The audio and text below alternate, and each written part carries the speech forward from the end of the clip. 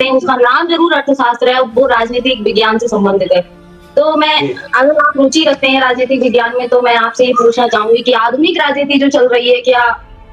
वो उनके अभियान से रिलेटेड है या नहीं है, कैसे क्या है? और अर्थशास्त्र जब ये दोनों मिलते हैं तो भारतीय राजधर्म बनता है।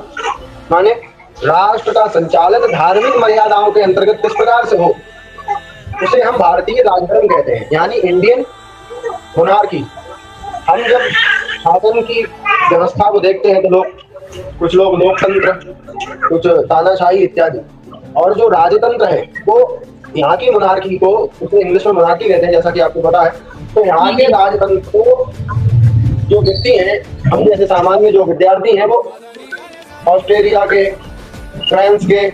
तो उनकी मोनार्की से कंपेयर करते हैं, जिसमें कोई भी धार्मिक संविधान नहीं है, जिसमें कोई भी धार्मिक की राष्ट्रीय संचालन के लिए हस्तक्षेप नहीं करती। तो ऐसी स्थिति में की व्यवस्था में विघटन हो, लेकिन हमारी जो व्यवस्था है, भारतीय राजतंत्र की व्यवस्था है, जिसे एक राजधर्मिक पीठ ऊपर से जिसका संचालन करती है, जैसा कि कल की कक्षा में हमने सुना भी होगा कि शंकराचार्य जो होते हैं वो शासक को दंड देते हैं और उसे राज्याभिषिक्त करते हैं, उसका वैदिक वाङ्मयों का पालन अनुपालन होता है उसके बाद। तो महाभारत हमारा एक ऐसा ग्रंथ है जिसके भीतर शासन राजधर्मानुसार, जब आप शांति पर्व को पढ़ेंगे तो उसको जैसे गीता में आता है, श्रीमद् भगवत गीता उपनिषत्सु, ऐसे ही आता है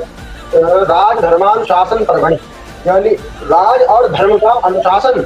जिस पर्व में है या अनेकों पर्व में है वो महाभारत है। महाभारत के प्रति एक वो भी है, एक सूक्ति है कि यस्य न भारता तस्य न विद्यते, जो चीज भारत में नहीं है, यानी कि वो महाभारत में घटित नहीं हुई है, तस्य न विद्यते, वह विद्यमान नहीं है। यानी विश्व की कोई भी तत्व हो, कोई भी पैरामीटर हो,